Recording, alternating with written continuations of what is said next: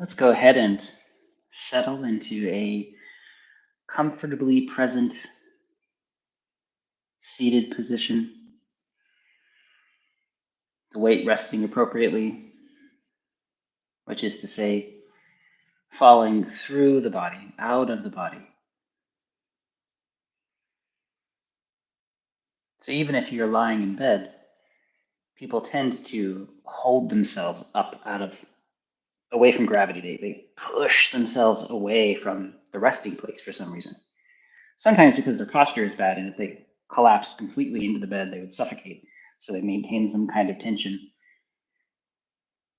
But more often, I think it's just a habit of fighting against everything as part of our nature. And so even if you are lying down, perhaps you're not feeling well, let all the weight of your body fall into the bed. And this is, of course, something we practice at the very end of this set.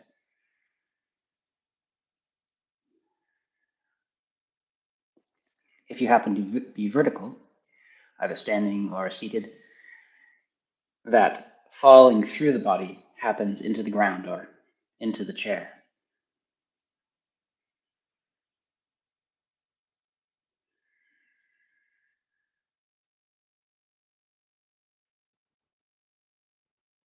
And if you'd like, moving into that róng Jing breath practice, as you exhale through the mouth, softening and releasing further, releasing your mind, settling your emotions, letting your body settle and relax.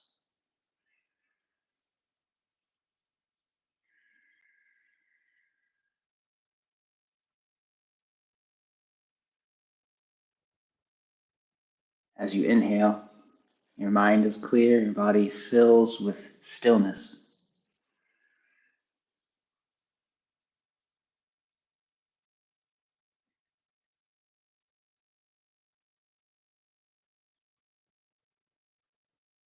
If you are able to soften through those 8 extraordinary vessels that we were teaching about, then every time you exhale and your body softens through vertically, that allows that chongmai, that central penetrating vessel, to open and lengthen, supporting you vertically, letting your spine be free and your chest relax.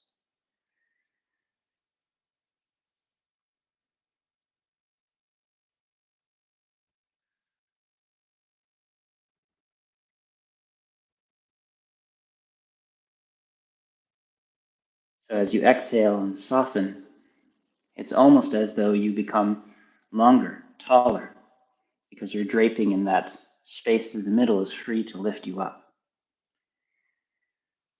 And as you inhale, your body fills and the channels fill, it's as though you become wider and you spread out in all directions.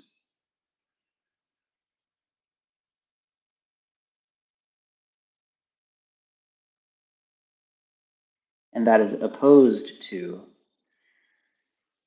the opposition to what is normal. Whereas we exhale and we relax, we sort of slump and collapse. In correct Qigong practice and seated posture, meditation position, you exhale and release and you become longer because your spine is more free. You're able to be more supported by this internal condition that we are creating through correct practice.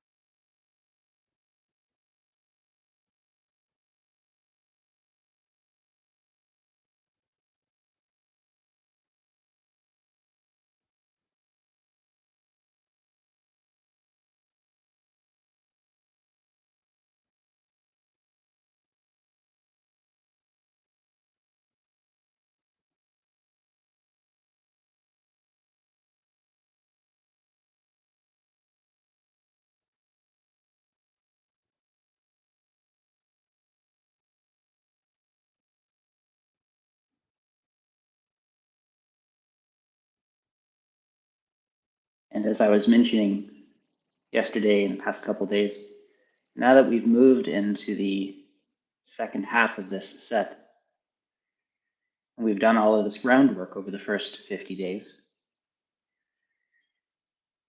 now we want to have slightly greater, deeper expectations for our practice. Not expectations in the sense of your mind wants more things, but expectations in the sense that you can now allow yourself to settle even more deeply. Perhaps you recognize that your mind bouncing around is just a habit. And after all of this practice, you find that actually I can just let my mind settle better than it ever did before. And before it was a habit to let it bounce around. So it's not a necessity anymore. And if you notice that, then you simply gently set that intent for your mind to recognize that, oh, maybe I will be a bit more settled than usual during this next 50 days.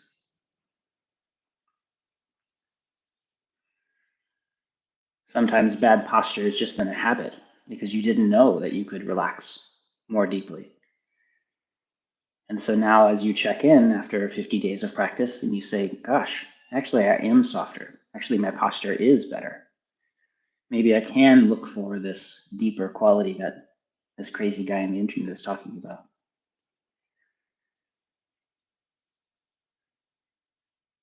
And it is my experience that all of the best ideas seem to come from crazy people on the internet.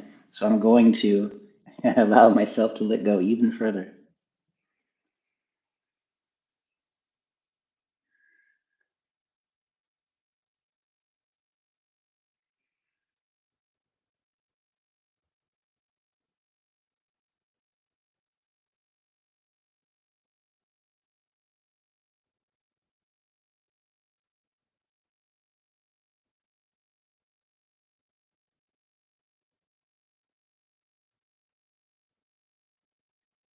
So it's almost as though you have earned the right to give yourself the gift of a deeper practice. Only a little bit deeper. But sometimes a little bit deeper leads to an entirely different world.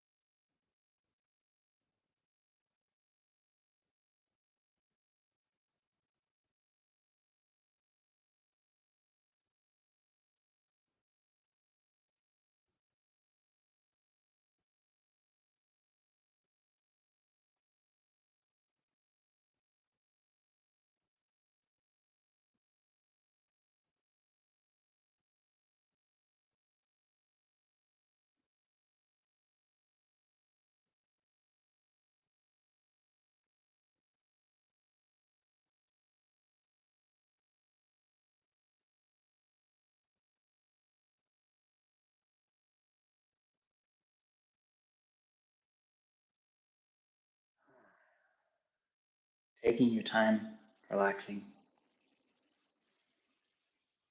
letting go of anything that you've got gripping in your system. Again, if you notice that you hold your breath, don't force your breath to begin. Don't start pushing and pulling on your breath.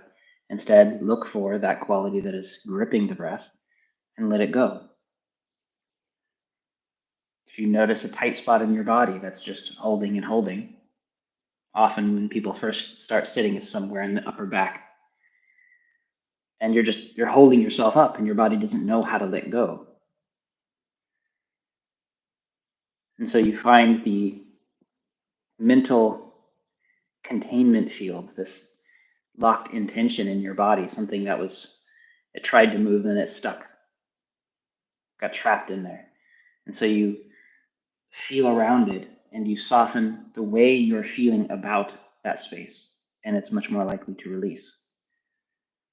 Don't add more tension to it by thinking at it that it's bad or trying to force it to release or putting a hard ball in there or some machine that beats you up. It might lead to a short-term release, but it didn't change the way that your body is interacting with itself. And so now that your mind is becoming more immersed in your body, and you're starting to develop that deep connection between mind and body, because you've been working so hard, so soft, because you've been working so soft, you have possibly cultivated this ability now to feel into those places and discover the hidden feelings and intentions around it, that relationship that you're holding onto, just a loop that's trapped between body and mind.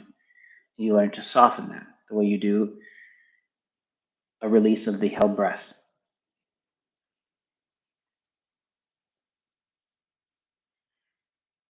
Hello, Del. Good afternoon. Thank you for joining us.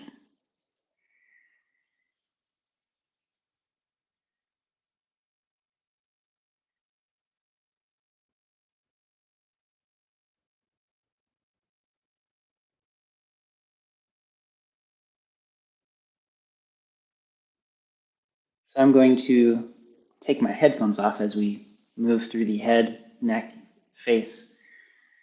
But as we explore these areas, now that you've developed more skills to quiet the mind and, again, to place your awareness in the body, pay attention to those spaces that feel stuck in some way. Maybe the skin feels like it's not being nourished, or maybe you notice that for some reason it doesn't move very easily because the fascia that connects it to the bone is really locked up. Maybe it feels hot to the touch, some sort of sense that maybe there's something going on there. And don't just push on it and pull on it with your hand, but feel into it with these deeper levels of awareness that you're accumulating. And again, you're not trying to make change happen because that's just more tension, but rather you are feeling into it and noticing what's there. And often just paying attention to it is enough to start it releasing. And that's a general rule as well. The quality of your intention makes a huge amount of difference. And to those people who are joining us for the first time, perhaps, or are not quite sure what we are doing, we see all of the time that people from all over the world are joining us. They stay for 10 or 15 minutes and they leave. And so if that's you, please do check down below the video for an introduction video link that will teach you the basics of this form.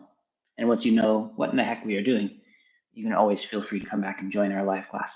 Otherwise, it might feel a bit confusing to jump in to the middle of a 100-day teaching series.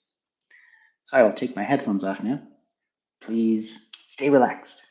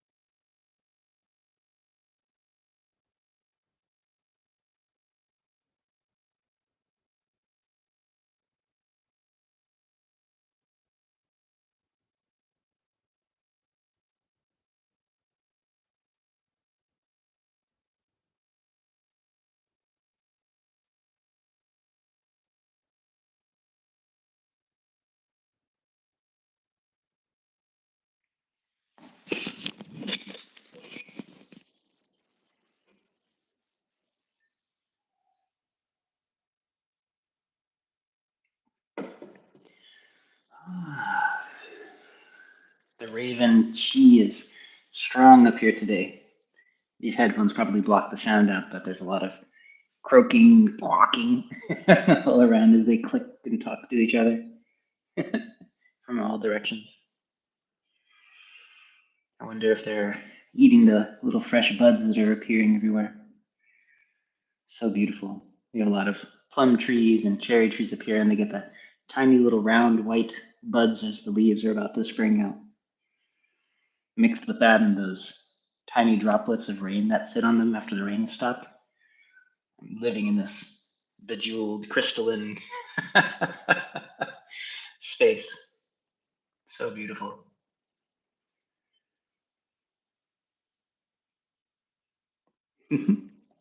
So I thought we could try an experiment.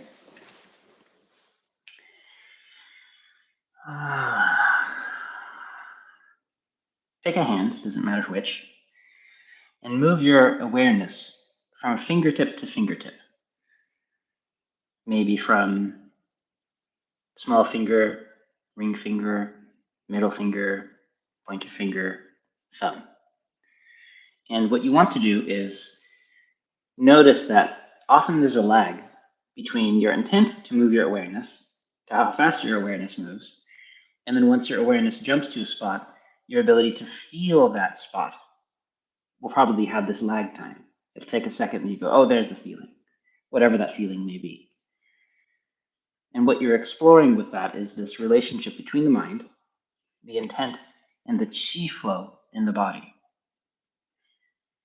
And so run back and forth. Maybe notice if on one hand it's easier than another to move your awareness. And I'm picking the fingertips in particular because most people are very sensitive there, but we could do it on other places in the body as well. And this is a really useful way to start to examine this relationship between the pure mind and some layers within there, and then our physical experience. Because in that intermeshing, where the mind moves into the body, this is part of what we're referencing when we talk about chi flow.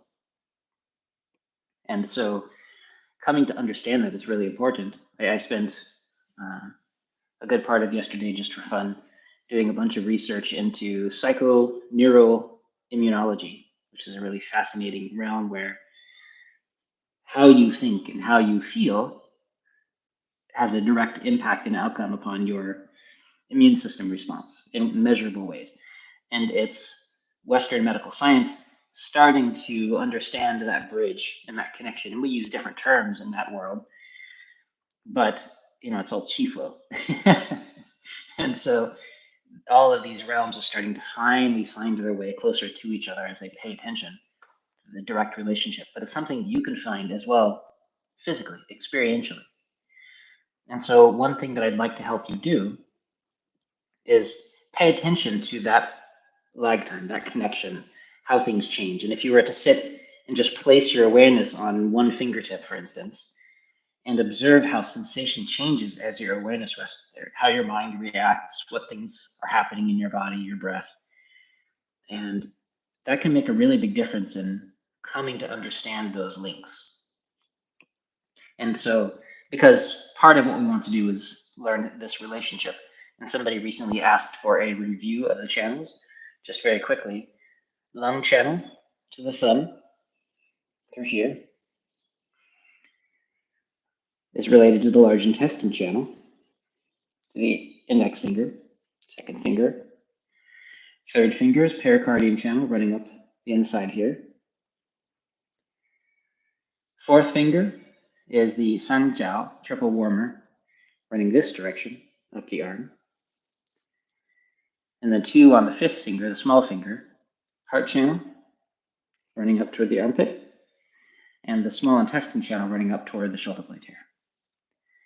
And so these lines each flow differently. If one of them is obstructed, a funny thing happens where you won't be able to feel that place, either with your mind or sometimes it won't physically function, because these are all interrelated to what's going on down here.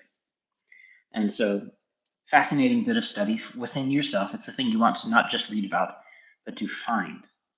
And that is where you make a bridge, because again, this next 50 days, this is all about deepening that awareness and understanding experientially how to find that.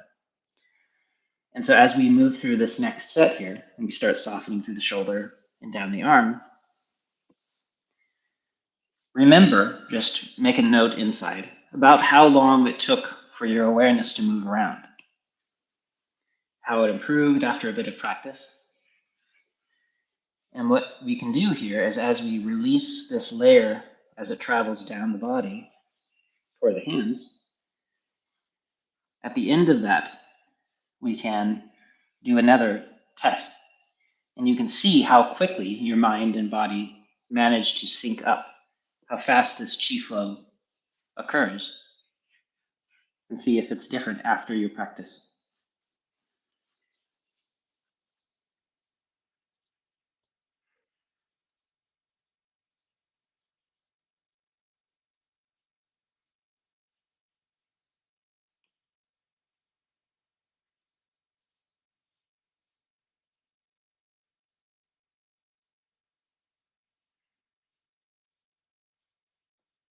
In the way that my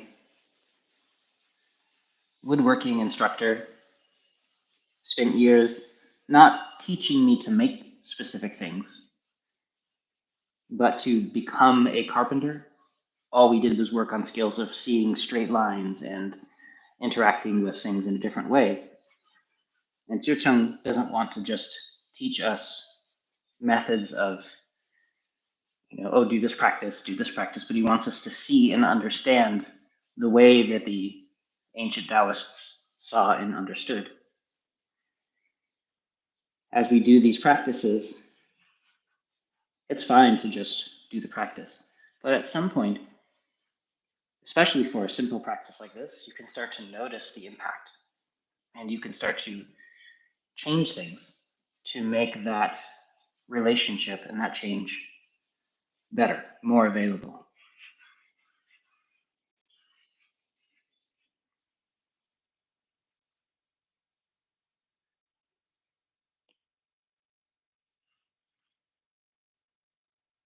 You don't want to just do Qigong. You want to become Qigong practitioners.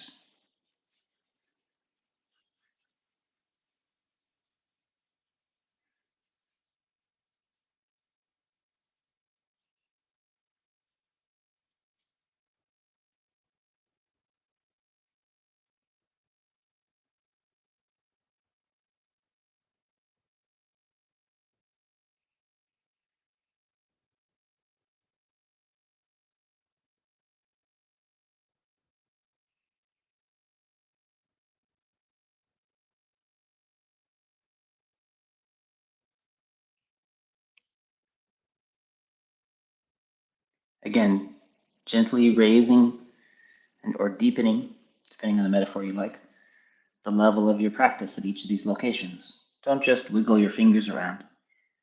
Let your awareness soak into the body. Be a little less distracted than you were before. It's okay to start distracted. That's why people come. These practices are like a kind of medicine. People go to the hospital when they're sick. So it's okay to be sick when you show up. And you want to start expecting yourself to get a little better, to apply the medicine a little bit more accurately, a little bit more richly. Is richly a word?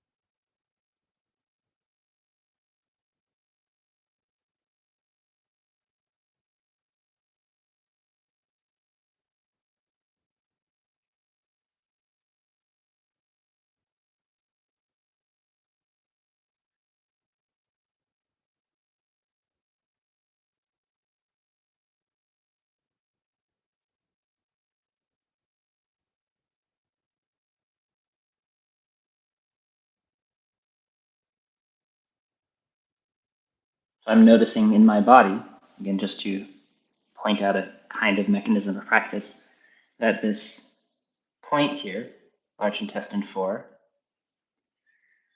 seems to be not being nourished in the same way. There's some sort of blockage from who knows what. Doesn't matter. So I'm just taking extra time here to let my awareness soak in. And that's why we want to move from that, just either following me on the screen or counting out 36 circles. That's a fine way to practice. It does make changes over time. But better than that is feeling into the why of the practice, the how. And now it's suddenly warm and spreading. It's released whatever blockage was there. And now I'll move on.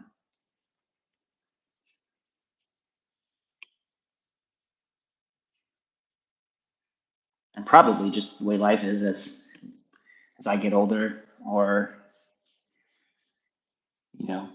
some giant famine sweeps the earth or something, it'll get more difficult in my body. There'll be more of those places, and I'll have to take longer in each of those places until it starts to open again. Maybe that's just how it goes. So I want to practice that now while it's easy, and then later it'll just be second nature to take the time when I need to take the time. Oops. Next side over here.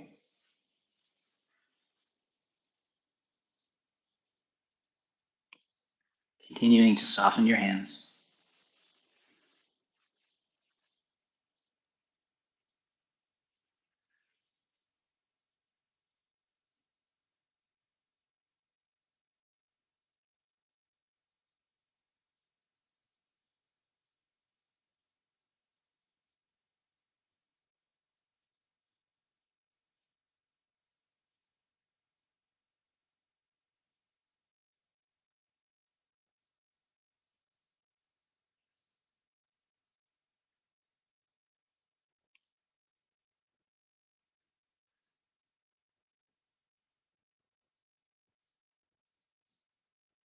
Because of the catastrophic heart issues that I grew up with, I spent a lot of time working on my heart channel, which starts here up in the armpit. And now my heart channel is one of those that is the most open on my body because of all the work I've spent with it.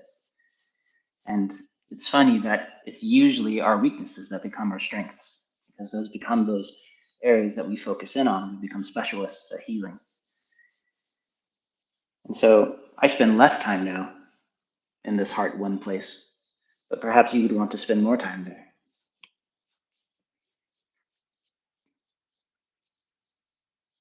And eventually, those areas that you're spending more time on will become your most developed spaces.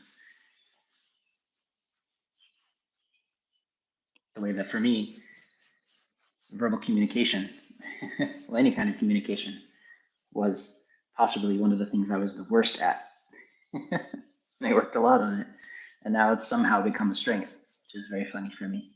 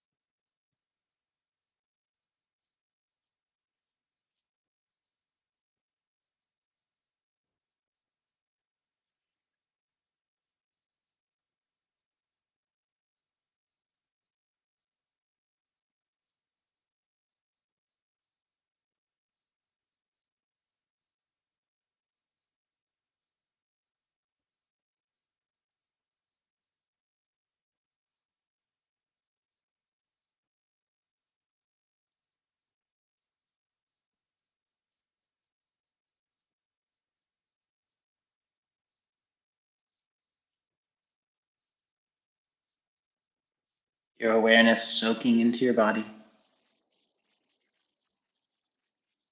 We want the mind and the body to merge. That's part of our healing process.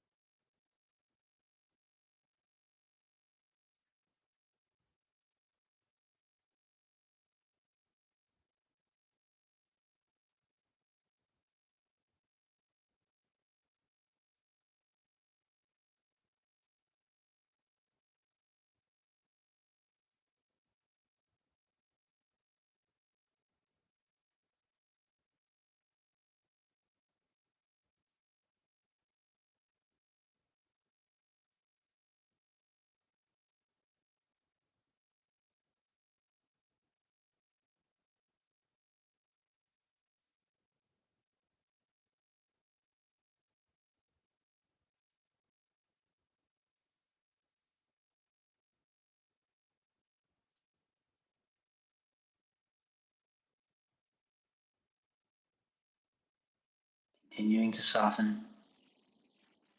Don't let your mind wander away. Just relax around whatever tension was carrying your mind away, whatever agitation. Simply let it settle back into what's actually happening.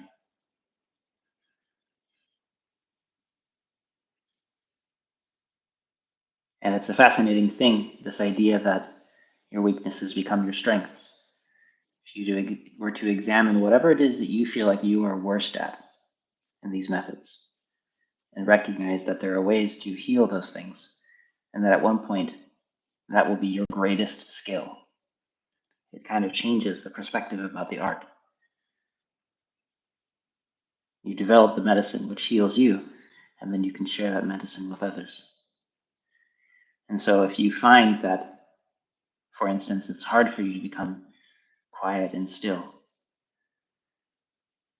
then that's the method you would want to spend most of your time cultivating. And at some point, you will become the expert of quiet and still. And the whole world will seem very different.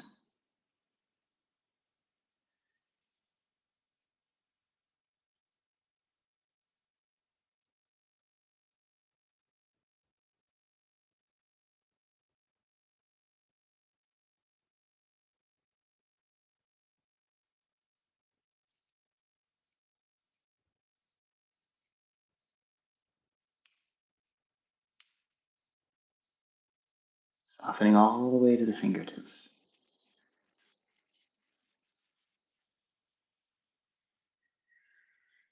Ah, feels good.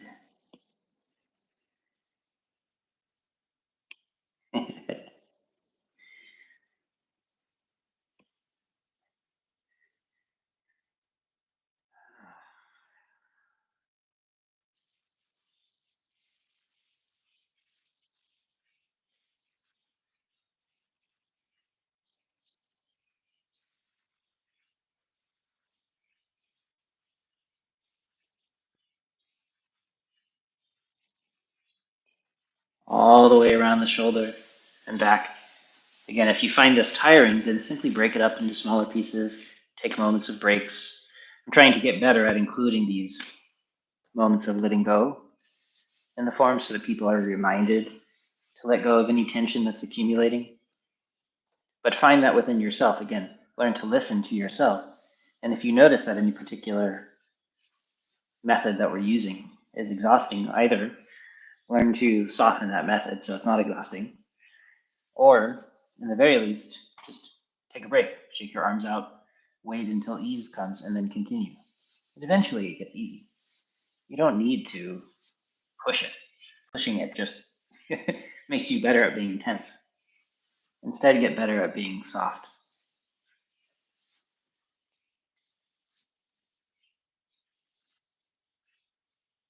There's no gold star for being mean to yourself.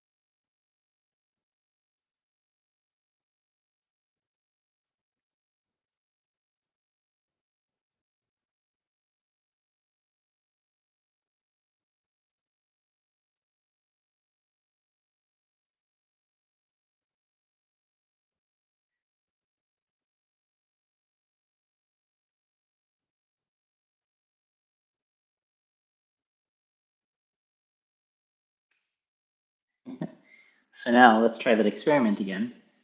Move your awareness around from one finger to the other, and see how you respond. If it moves more quickly, then what you needed was that extra circulation, that extra softness, so that Qi could flow more easily. And it was more readily available in your hands because your mind, it's like putting your mind inside your body. That's Qi. It's one of the ways to think about this process. If, however, you find it's more difficult, just I know that will probably happen to at least one person, it's probably just that you're really exhausted. And so we just did something and now you're a little bit more exhausted, and so it's even more difficult. But that's just then something that has to be cured with enough rest or food. But for those of you who are in a normal state and they just find that, oh, I'm a little bit more present now at these spaces, that means you are cultivating appropriately. And you want to continue doing whatever cultivation leads you in that direction and stop doing whatever it is that inhibits that clarity, that wholeness, that oneness of the mind and the body.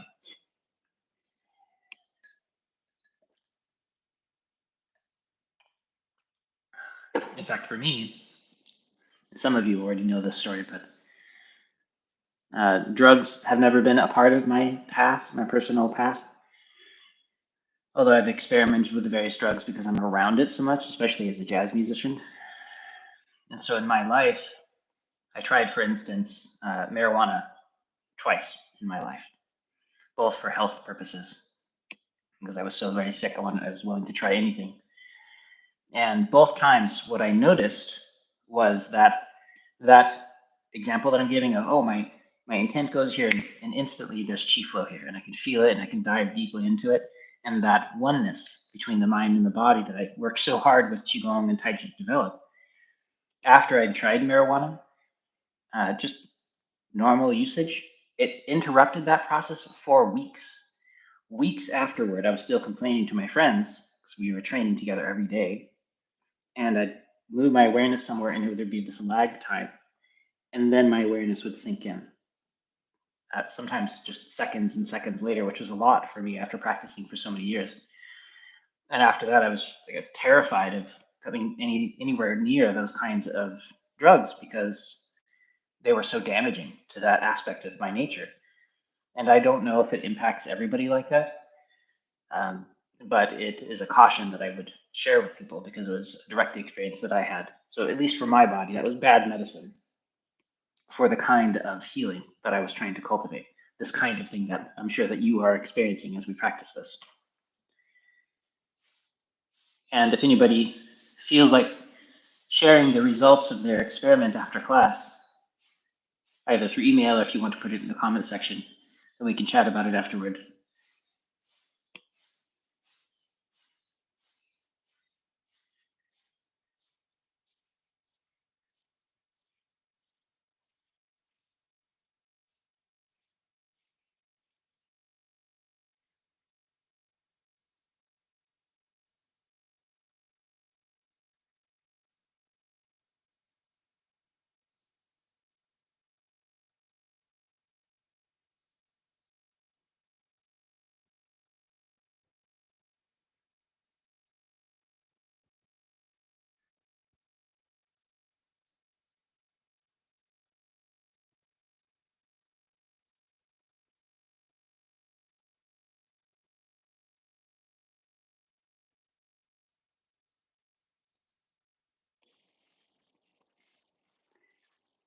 And if you were able to move your awareness easily from finger to finger, even if there was just a moment of delay, you want to become that capable of also feeling, for instance, in this experiment that we're doing right now, maybe move your awareness to feel the hand touching your body. So your awareness is in the hand. And you can feel how your hand is touching your solar plexus, but from the hand's perspective, so to speak.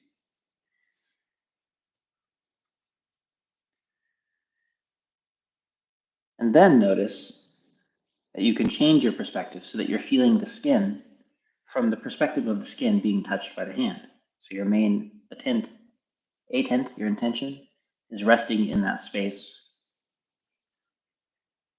below your hand, as though you're looking up at your hand from the perspective of the skin.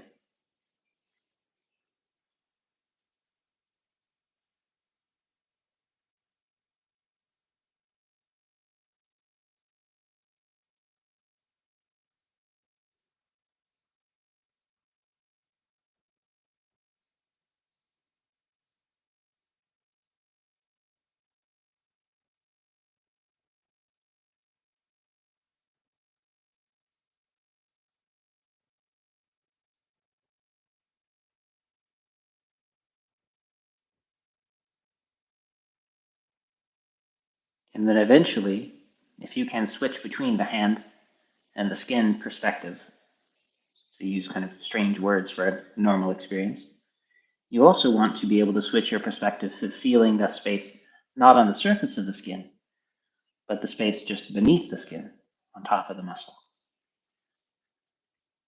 Eventually, and probably some of you already can feel it, your awareness can switch between them the way you switch between your fingers, or from your hand to your belly, from the surface of your belly to that swoli, that layer between that's running around and through everything.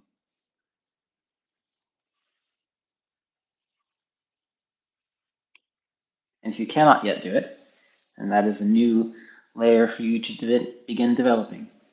And the cure for it, just as it was easier to move your hand along your fingertips after helping chi flow reach your fingers, it's the same thing here. We are allowing chi flow to reach into that layer. That's why we don't want to push past it or obstruct it with too much pressure.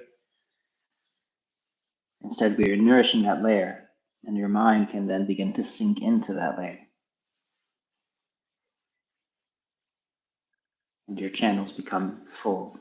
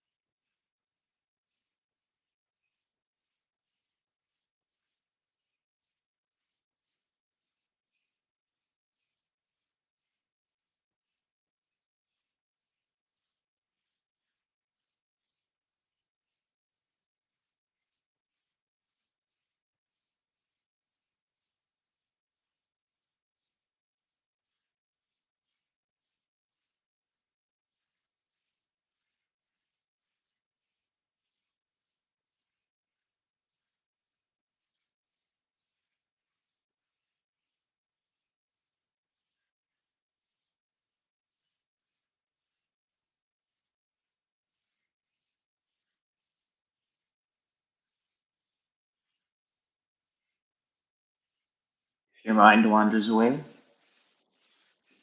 just look at the daydream you're having. Look at whatever it is that you're wandering off with. Shrug at it. Just notice that it's not particularly useful or interesting. It's just noise. And then let your mind lose interest and come back to the present moment. Don't force it away. Don't push it away. Don't chase it. That just means that your mind is more likely to tighten up again.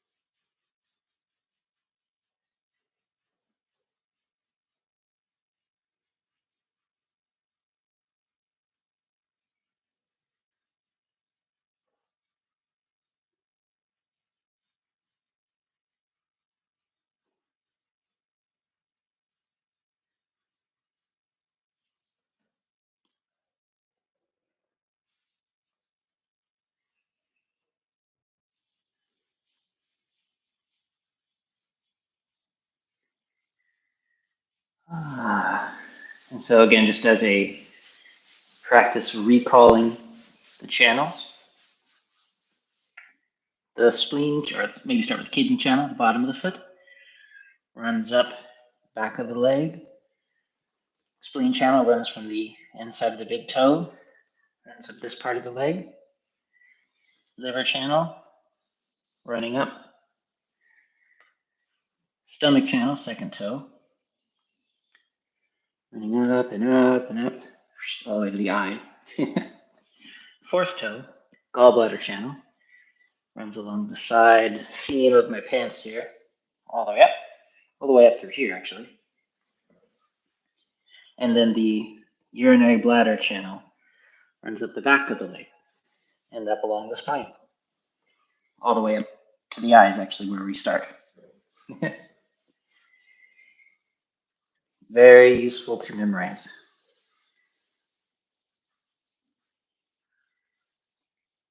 I'm hoping that after this 100 days, people will just have internalized them, so you don't have to think about it anymore.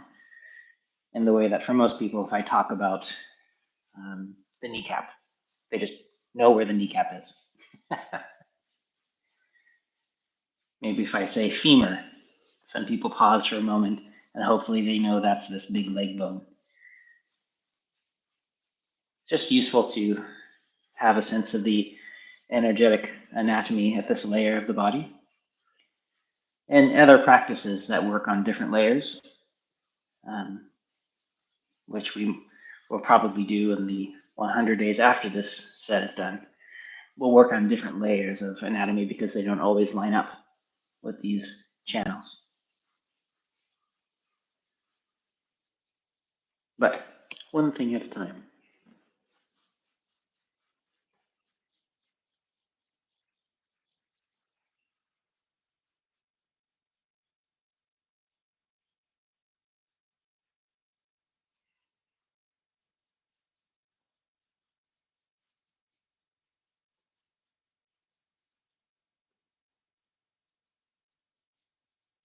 Spleen 3, stomach 36. Warming circles.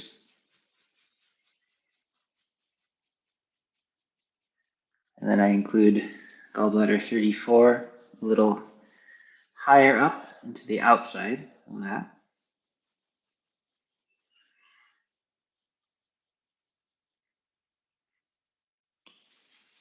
Actually feels nicer for me to use my palms today for some reason.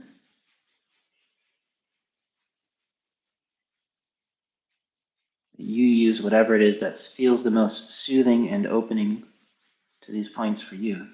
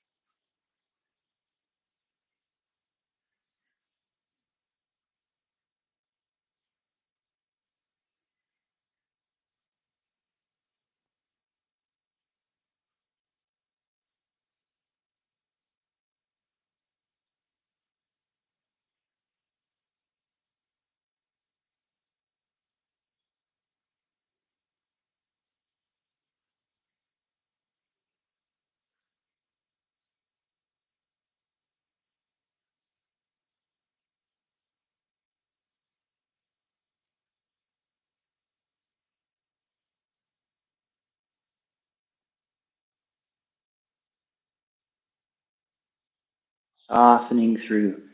Your awareness and the pressure of your fingers sinks just below the skin. And since this movement is mostly on the bone level here, it doesn't require a lot.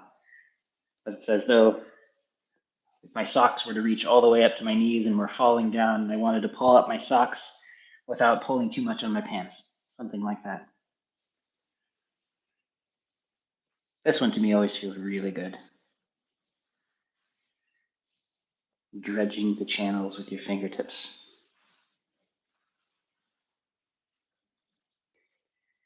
And I need to end just a few minutes early today, so I can't stick around too long to answer questions. I have my discipleship meeting with Master ZhiCheng to find out all the things I'm doing completely wrong. So much of training with him is not about the movements, because I've already spent so much time doing the movements. Now it's as I'm about to do the movement, he pauses, stops me to correct my mind, the shape of my mind as I approach the movement. So much of my practice is do this thing, and I'm about to do it, and then he stops me. One very good reason to study with a master if you have the chance. Kind of a different experience.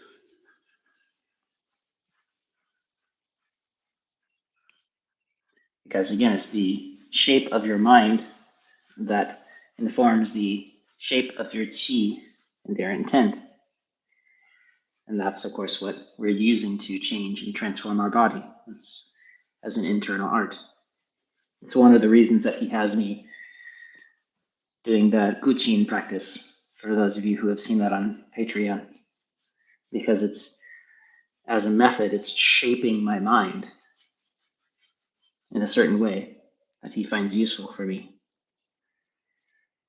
And that shapes my qi.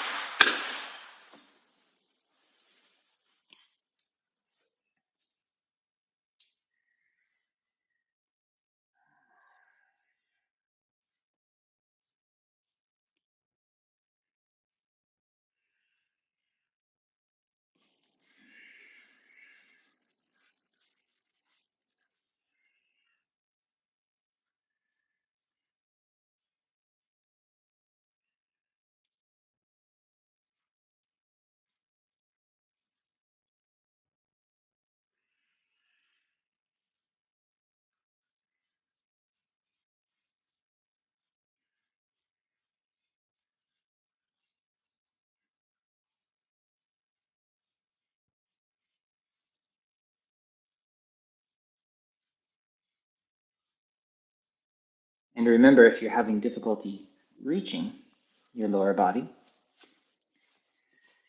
you do want to just be gentle.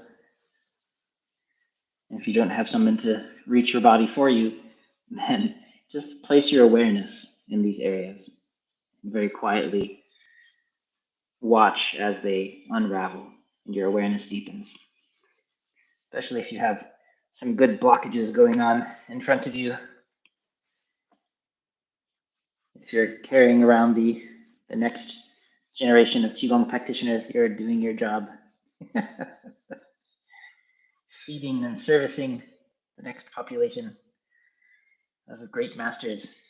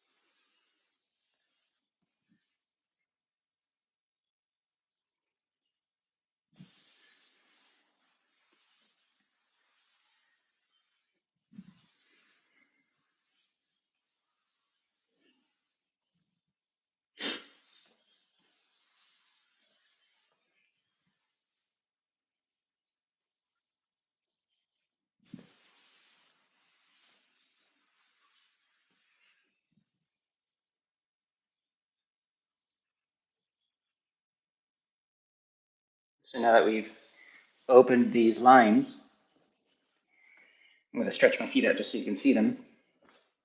Move your awareness between one toe and the next, the way we did with our fingertips.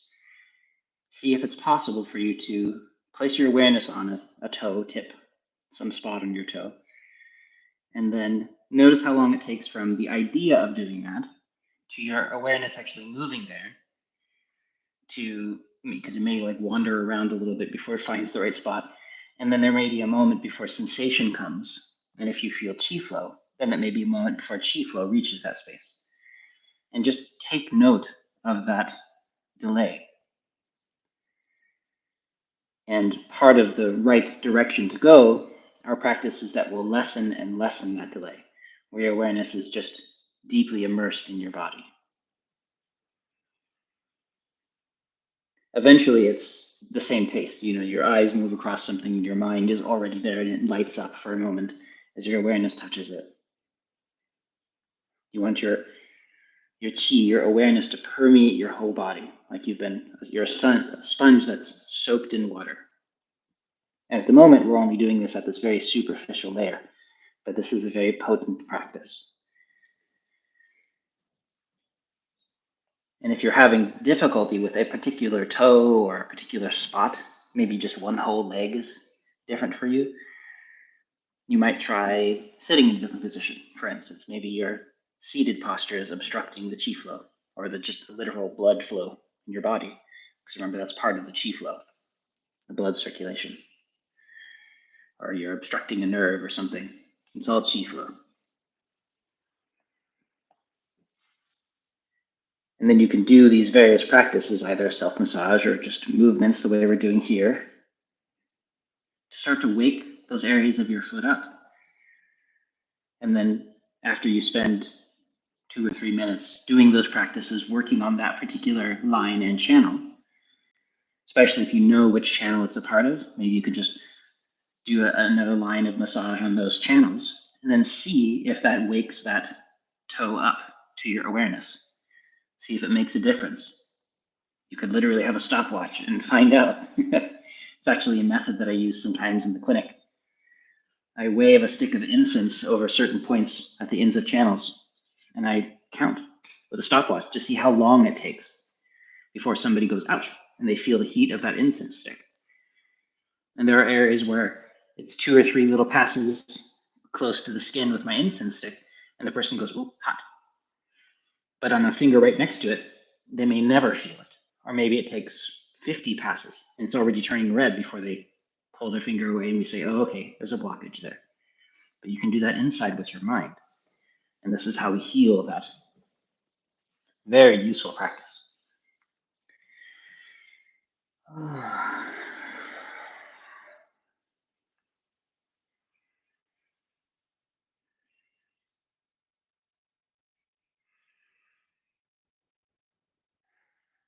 So let's simply allow our awareness now to sink down.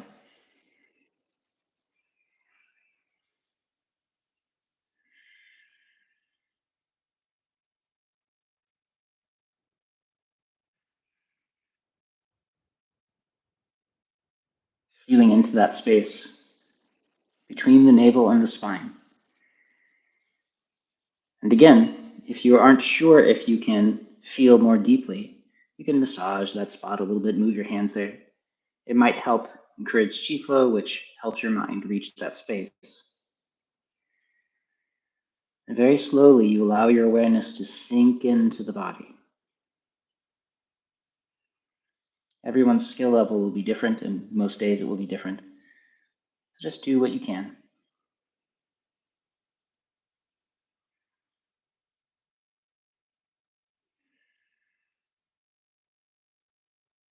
And then very slowly, that awareness expands from the center out to fill the whole body. All 20 fingers and toes.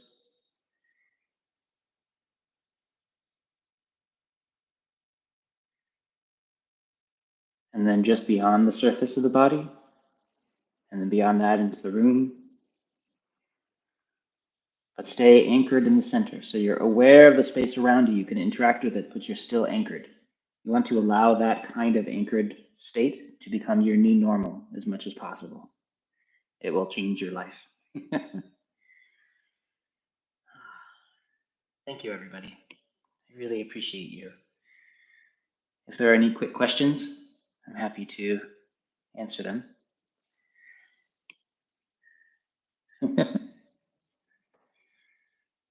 And if you are still working on the set, feel free just to save questions for tomorrow or email them to me if you aren't able to get to the computer yet. I'm sorry to have to rush away like this to join the class with Shifu.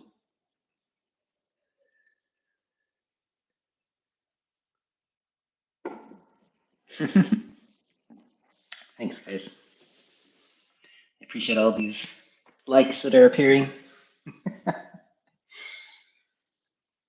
It's such a funny thing that on a lot of my videos, I'll have hundreds and hundreds of people who look at it, and I'll get like one like or something like that. Like, what are people doing? They don't have an opinion, or at least I don't have a lot of thumbs down. At some point in my career, as I get famous enough, I'll have earned myself some haters. People will follow me around and give me a thumbs down just because that's what they do with their time. I'm not that popular yet, so. Thanks, Steph. It's really nice having you here, both of you. And I do hope that you feel better and you get good rest tonight.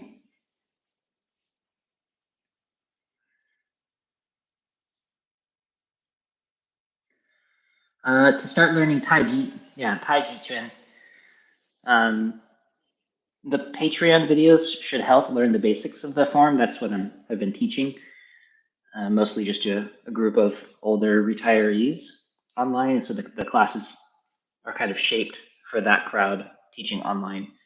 The Snake and Turtle curriculum, the ones in order, are also useful for that because they're designed to teach internal skills from the beginning into later skills. And so at some point I'll be enfolding Taiji into the Snake and Turtle curriculum. The Snake and Turtle series is still, I'm putting it together, but it's one grand gift to give to Shoko-san, my Shoko sensei, who shared this set with me and saved my life. And so I'd like to put this whole system out there as best I can, woven in a little bit with the Hunyuan, the Daoist methods that I've learned, which is the larger system, to enrich the Snake and Turtle a little bit, make it a bit deeper and more effective. And so at some point I'll finish the Snake and Turtle curriculum. I'll be like, okay, this is out there now. People can learn the set if they want to. And then I'll focus more on teaching things like the Taiji form or the larger Hunyuan system, because these systems aren't just about Taiji, but they're cultivation skills, methods that develop deeper and deeper things toward internal alchemy. And the Taiji system is a small part of that. It's a large system, but it's in a huge system of Taoist cultivation. And so, yeah, that is my plan over the course of the years, putting these things out.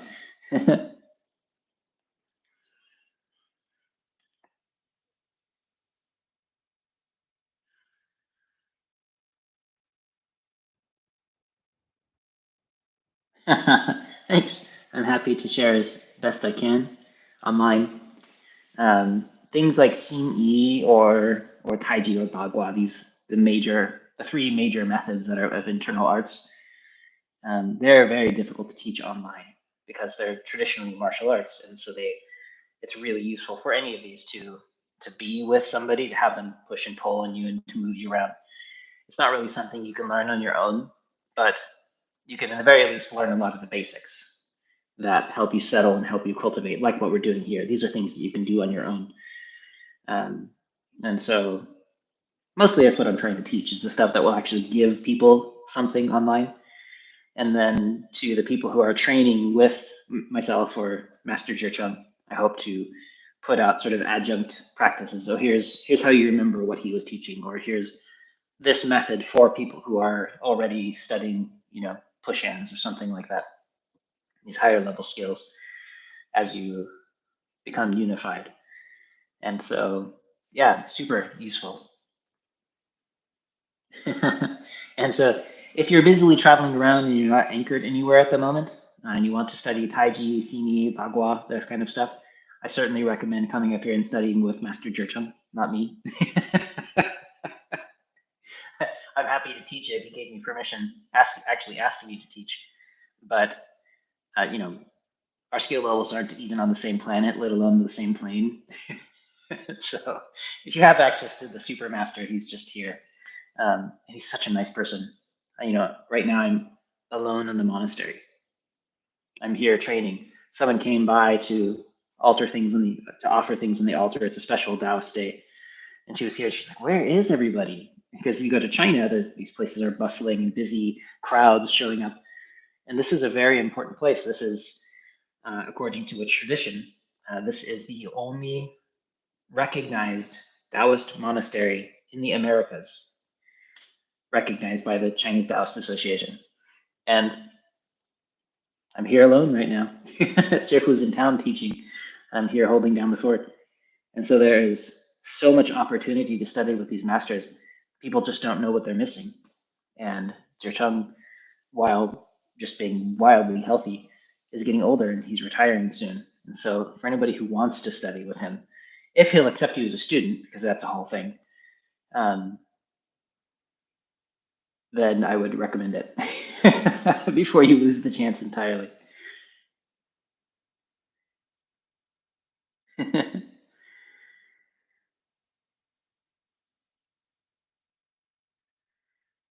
highly recommend it.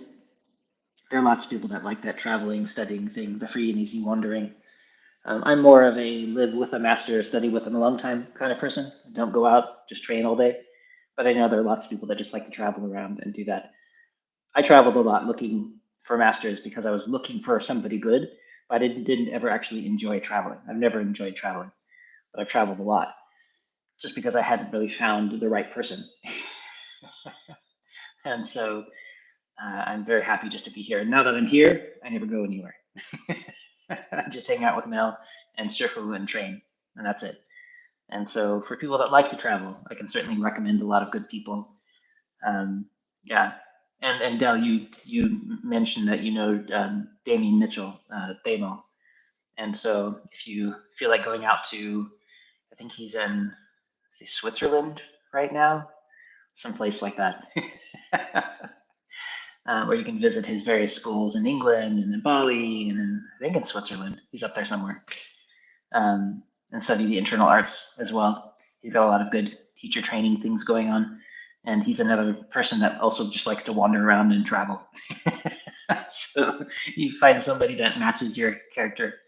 Okay, I'm gonna head off and train with my teacher. I appreciate all of you. For those of you where it's late, I hope you sleep well. Still a beautiful day here. I'll go out and play with the ravens a little bit. The deer are walking around. I'll give them some apples. Enjoy your practice.